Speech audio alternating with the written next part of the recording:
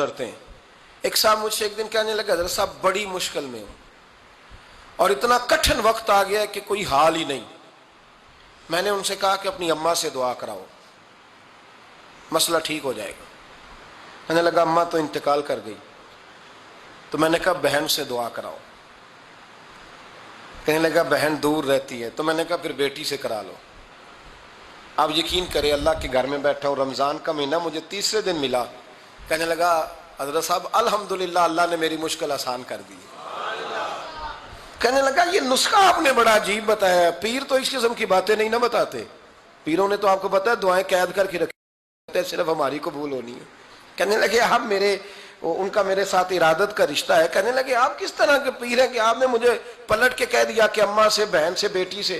تو میں نے کہا اصل بات یہ ہے کہ میں کبھی تھکا بھی ہوتا ہوں, کبھی کسی رنگ میں بھی ہوتا ہوں, اور کئی دفعہ اب تو یہ حال ہو گیا ہے کہ رونا آئے بھی تو روتے نہیں کہ لوگ تماشا نہ سمجھیں.